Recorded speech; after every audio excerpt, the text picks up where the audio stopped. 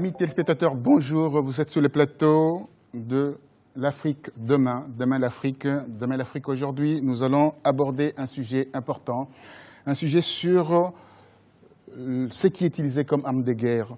L'Afrique, une zone de guerre, le viol est utilisé comme arme de guerre en relation avec les minerais du sang que les multinationales cherchent et bien entendu exploitent, surtout dans la zone de Grand Lac.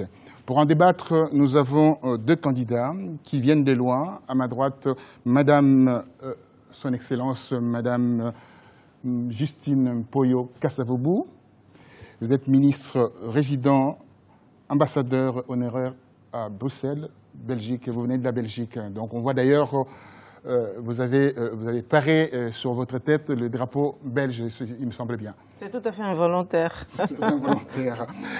À ma gauche, nous avons le docteur Georges Aloula, qui est candidat aux élections présidentielles en RDC en 2016. Vous venez de Washington. Alors, Washington, quand on parle de Washington, de multinationales, on va aborder ce sujet-là tout de suite. Je commence par notre ambassadeur. Madame l'ambassadeur, dites-moi, qu'est-ce qui se passe réellement en RDC par rapport au viol qui est utilisé comme arme de guerre avec au moins entre 5 à 8 millions de morts aujourd'hui en RDC. Qu'est-ce qui se passe réellement? Bon, écoutez, je crois que c'est une très très bonne question, mais ça nous plonge directement dans la problématique de la géopolitique et surtout dans la problématique aussi de l'émancipation de nos pays.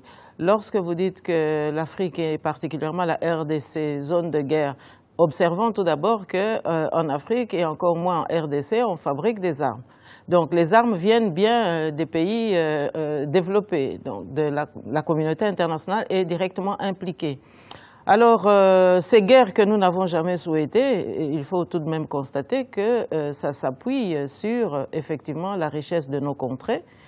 Et nous pourrions même ici faire un parallèle entre la situation politique de nos pays, la situation chaotique, la déstabilisation de nos pays. Et si vous prenez le cas du Congo, c'est tout à fait alarmant. On parle de cette guerre, on parle de la violation massive des droits de l'homme, on parle du viol des femmes, mais on ne pointe pas les commanditaires de ces massacres, les commanditaires de cette déstabilisation. Et moi, je vais le faire ici. C'est-à-dire que c'est quand même le Rwanda qui est instrumentalisé par la communauté internationale pour perpétrer ces guerres, pour perpétrer cette déstabilisation de la République démocratique du Congo. Alors, vous savez, quelle a été la stratégie? Vous avez fait référence à ma participation au gouvernement de M. Laurent Désiré Kabila. Il faut se souvenir qu'il est arrivé avec l'aide des Rwandais et des Ougandais. Et quelle était la stratégie de nos agresseurs, de ceux qui occupent notre pays aujourd'hui? Eh bien, c'était tout simplement d'occuper le Congo, de faire régner l'empire Tutsi et puis de vendre à la communauté internationale le génocide parce qu'évidemment il fallait cultiver la culpabilité de la communauté internationale par rapport à ce qui s'est passé au Rwanda. Et donc, c'est-à-dire les génocides de Rwanda de 1994. Bien sûr, il y a quand même un bénéficiaire de ce génocide, il faut quand même pas se le cacher. Et donc Kagame a mis une politique de pouvoir occuper notre pays, mais par les rébellions, donc en organisant à répétition des rébellions, de manière à ce que toutes ces rébellions puissent massacrer notre population et puissent aussi diminuer les effectifs démographiques de notre pays, de manière à ce que l'occupation devienne effective et naturelle. Et donc, ce qui était possible par les rébellions pouvait donc permettre cette infiltration, cette occupation. Et lorsque les rébellions devaient accuser un certain déficit d'efficacité, eh bien, on devait maintenant perpétrer des viols, massacres des femmes et donc diminuer le taux de fécondité des femmes congolaises de manière à ce qu'il y ait moins de Congolais à l'avenir pour qu'on puisse mieux implanter la politique Tutsi donc à l'avenir. Et donc, c'est notre congolité qui souffre aujourd'hui. Votre congolité qui souffre aujourd'hui. Alors, Monsieur Aloula, quand on regarde l'étude du GIEC, un groupe de recherche sur le Congo, on peut s'en apercevoir qu'il y a plus de 65 rébellions, groupes armés en RDC. Comment on peut imaginer cela, 65 groupes armés? Les groupes armés qui sont là sont directement ou indirectement lié à toutes les grandes puissances, à toutes les multinationales dans le monde, qui cherchent à accéder aux matières premières. Donc ça veut dire que avec cette situation de déstabilisation, on vide nos territoires, comme vient de l'indiquer l'ambassadeur Poyo Kasavubu.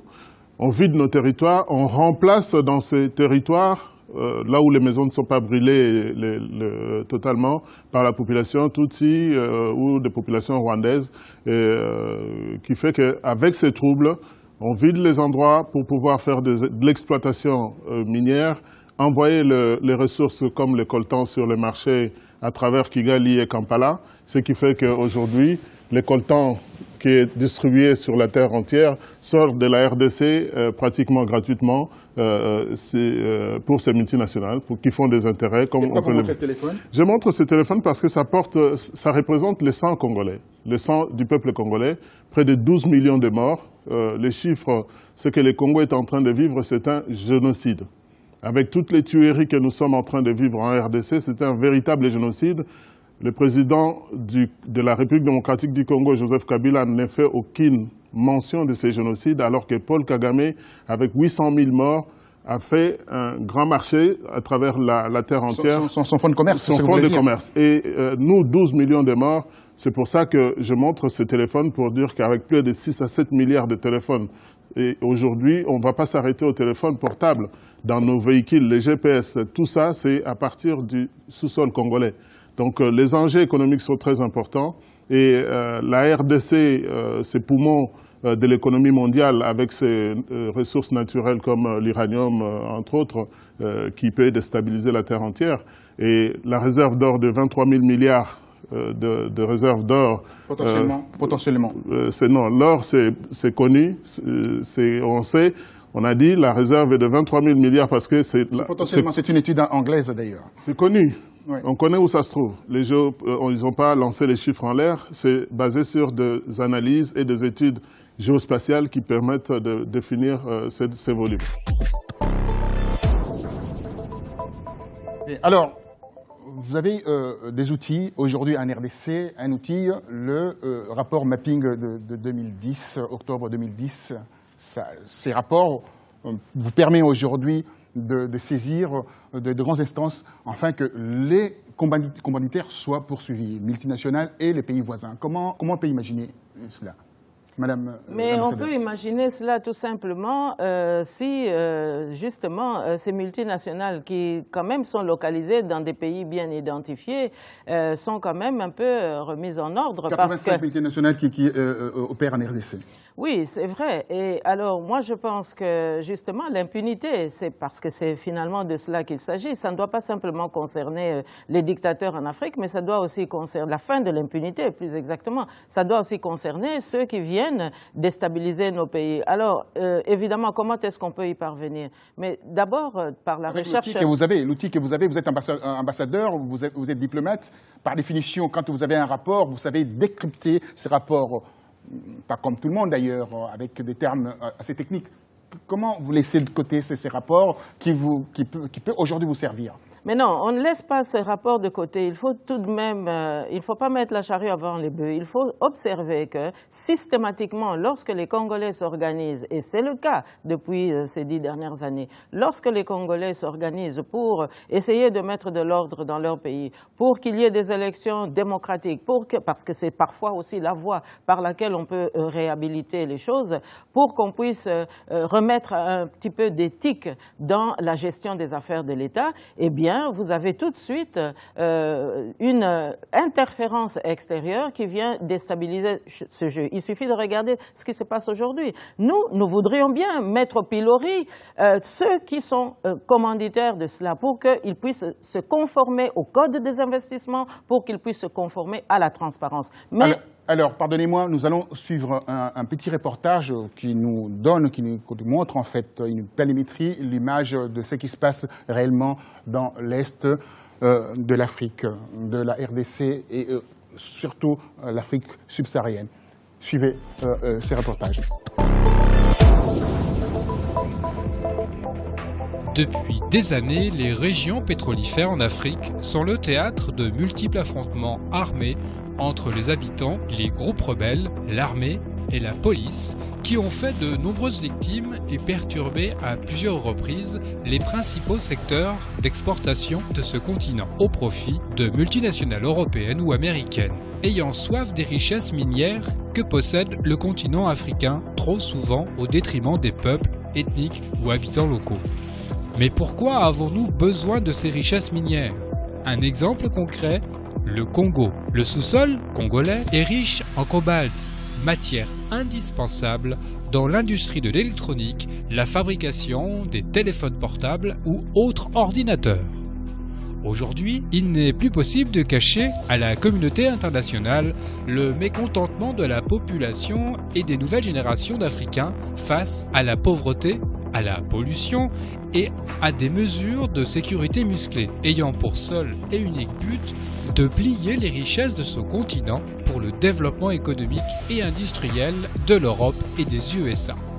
Pourtant, ces richesses considérables n'ont guère amélioré la vie de la population locale.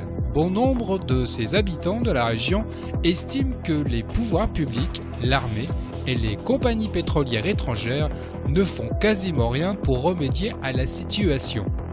Et même mieux, la communauté internationale a plutôt intérêt à ne rien faire et à entretenir la pauvreté et les combats dans ces régions, permettant ainsi le pliage des ressources à moindre coût financier, quitte à tuer la population locale dont la vie n'a aucune valeur face au marché financier.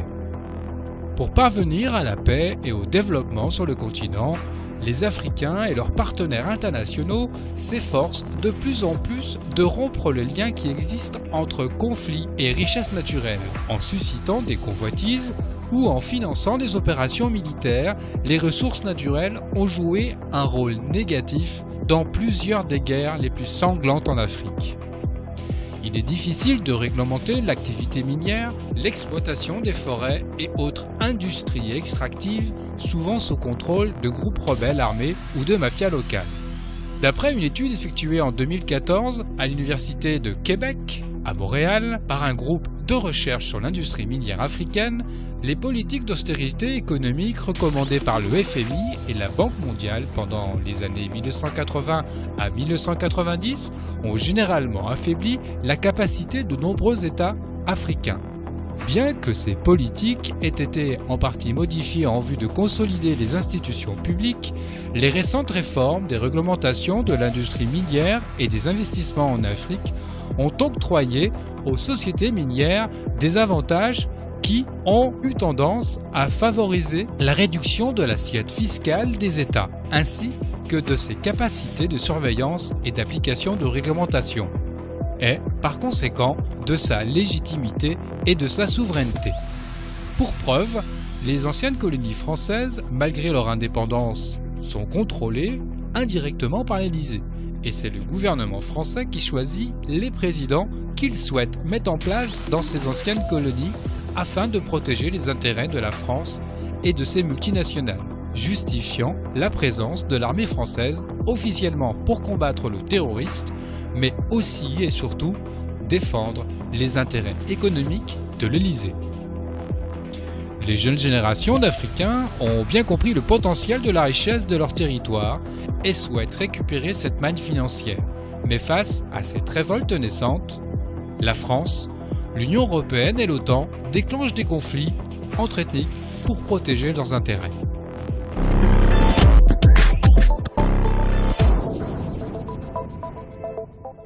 Son Excellence, Madame Justine Poyo-Kasavubu, votre réaction par rapport à ces petits documents qu'on vient de suivre? Mais vous vous rendez bien compte que les multinationales qui pourvoient ces matières premières, qui les transforment pour qu'on en fasse des ordinateurs ou des appareils de téléphone portable, eh bien, se nourrissent donc facilement de la misère, parce qu'on a quand même bien vu que c'est sur la misère des peuples africains, en tout cas du peuple congolais, qu'on obtient ces matières premières à vil prix. Donc ça veut bien dire que pour que ces multinationales puissent continuer à prospérer, mais c'est presque dur de le dire, elles doivent encore entretenir plus de misère encore. Alors, ça nous fait réfléchir sur la responsabilité aussi des pays occidentaux quant à cette situation. On va y revenir par rapport aux pays occidentaux, donc ce qu'on appelle, par exemple, en RDC, l'ancienne colonie, la Belgique. On va en parler. Et votre réaction par rapport à ces petits documents qu'on vient de suivre, là on voit la France qui instrumentalise les guerres, les conflits, etc. Et on peut observer par rapport à cela, d'après un dernier rapport que j'ai sous les yeux, à peu près 500 000 morts chaque année au niveau de tensions, de guerres instrumentées. Ce documentaire dit un peu tout et qui pose le problème stratégique, qu'est-ce qu'on doit faire? Parce que c'est l'Afrique demain. Tous ces jeunes Africains qui accèdent aujourd'hui à l'Internet, à la téléphonie mobile, sont plus informés que nous ne l'étions il y a une dizaine d'années. Donc on voit des groupes de jeunes pouvoir commencer à chercher à répondre à cette question. L'histoire ne doit pas oublier que la colonisation a duré pour la RDC 75 ans et qu'à partir de 1959, les trop-pleins de la souffrance et de tout ce qui s'est passé a fait que nos parents se sont levés pour dire stop. Et nous sommes sur le même point. C'est-à-dire qu'aujourd'hui, avec près de 12 millions de morts, un pays comme la RDC, il n'y a pas d'électricité, pas d'eau potable, ça devient difficile à supporter. Quand on voit les images de Beni encore récemment avec toutes ces tueries, tout Beni ça se trouve dans l'est de la RDC, il faudra dans les Nord Kivu. Alors, il faudra bien préciser. Ça crée un sentiment 400 morts le mois dernier. Et ça crée un sentiment de révolte, Roger, qui est totalement difficilement à supporter. Son Excellence, son ambassadeur, dites-moi, vous êtes ministre résident à Bruxelles. Alors, Bruxelles, quand on parle de Bruxelles, le carré Schuman, là où il y a des lobbyistes, deuxième capitale des lobbyistes après New York. Alors, comment on peut dire? Par rapport à ce point de concentration. Le point de concentration également de multinationales, et également la Belgique où vous êtes résidente. Bon, écoutez, je crois que... Qui est notre ancienne colonie d'abord. Oui, mais je crois que la vraie question, c'est de s'interroger, est-ce que la Belgique a des intérêts au Congo, lesquels? Et si ces intérêts sont des intérêts de toute la Belgique ou bien d'une certaine Belgique. Parce qu'il faut savoir que la différence entre 1960, quand nos pères fondateurs ont obtenu l'indépendance, et aujourd'hui, c'est qu'à l'époque, nous avions une Belgique unitaire, si j'ose dire. C'est-à-dire que les Flamands et les Wallons pratiquaient la même politique. Or, aujourd'hui, nous avons affaire à une Belgique fédérale, et donc vous avez les Flamands qui se détournent aujourd'hui de l'Afrique parce qu'ils voudraient aller beaucoup plus vers les pays anglo-saxons, par exemple, en fait, les pays qui étaient colonisés par l'Asie du Sud-Est, par exemple. Et donc, vous avez une pratique de la politique étrangère en Flandre qui n'est pas toujours fixée sur les mêmes intérêts que la pratique de la politique étrangère par les Wallons.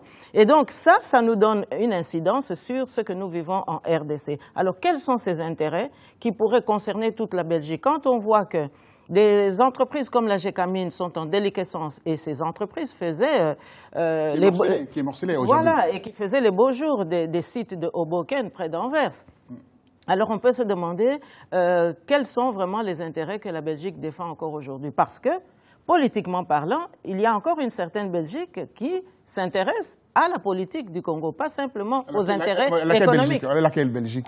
Mais écoutez, je crois qu'aujourd'hui, nous pouvons situer parmi les entités fédérées du Royaume de Belgique aujourd'hui... Des libéraux?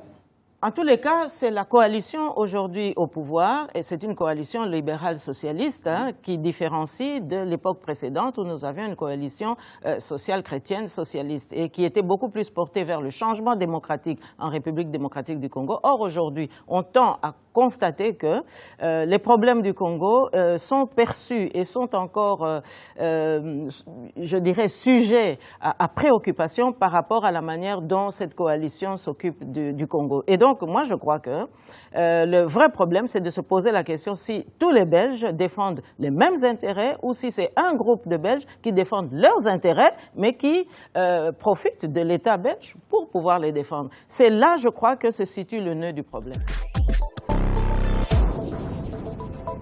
Monsieur le docteur Georges Alula, Washington, centre névralgique au niveau des affaires et au niveau aussi Maison-Blanche, etc. Alors, vous êtes lobbyiste également. Dites-moi, que faites-vous pour le Congo, là-bas à Washington?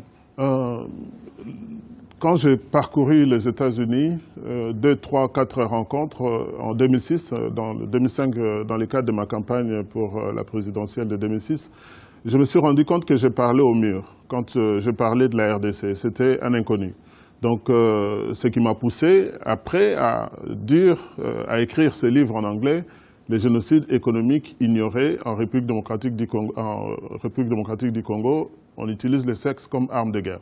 Il fallait faire savoir tout ce que le travail que le docteur Mukwege est en train de faire aujourd'hui, en me soufflant les mots qu'il faut faire quelque chose côté politique.